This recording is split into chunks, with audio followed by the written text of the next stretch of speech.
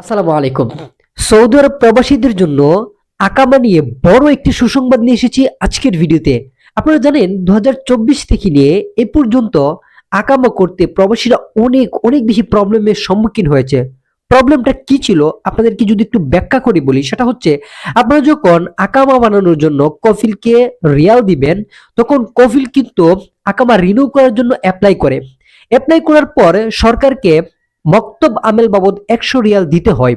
But 2024-এর মাঝামাঝি সময় এসে অধিকাংশ কফিল যখন আকামা রিনিউ করার জন্য আবেদন করত, তখন ওই 100 রিয়াল মক্তব আমল না এসে সেটা 10,000 রিয়াল এসে পড়তো।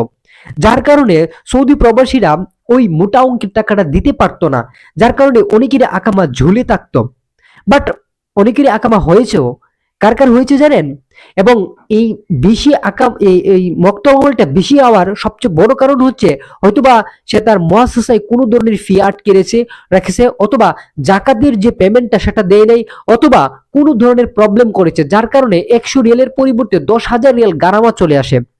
সো এই প্রবলেমটা যাদের হয়নি, যাদের মুআসসাসা ক্লিন ছিল, যারা জাকাতের টাকা প্রোভাইড করেছে, আরো এমন কিছু রুলস আছে যে রুলসগুলো যদি ভঙ্গ করে তাহলে এমনটা হতো। বাট এখন সবকিছু ঠিকঠাক হয়ে গেছে মোটামুটি।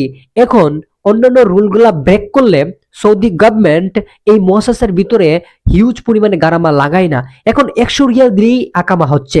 ইদানিং আপনি যদি আকামার জন্য টাকা ডালেন, আর যদি আপনার কফিল যদি নিয়ম অনুযায়ী সরকারকে 100 রিয়াল মক্তব আমেল এবং আকামার জন্য 450 রিয়াল পে করে, তাহলে অটোমেটিকলি আপনার আকামা রিনিউ হয়ে যাবে। সো এই খবরটা প্রবাসীদের জন্য অনেক বড় একটা সুসংবাদ।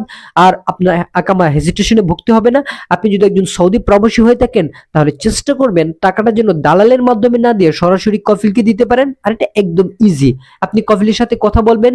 যদি কফিলের সাথে কথা বলতে না পারেন, আপনার আশেপাশে যদি কেউ থেকে থাকে তাকে দিয়ে কফিলের সাথে কথা বলাবেন। কফিলের ব্যাংক অ্যাকাউন্টে সরাসরি টাকা ট্রান্সফার করার চেষ্টা করবেন, কারণ দালালের মাধ্যমে দিলে অনেক সময় দালাল কফিলকে টাকা দেয় না, আর কফিল আপনাকে একামা বানিয়ে দেয় না। সো সবাই ভালো থাকবেন। পরবর্তী ভিডিওতে আবার দেখা হবে। টাটা।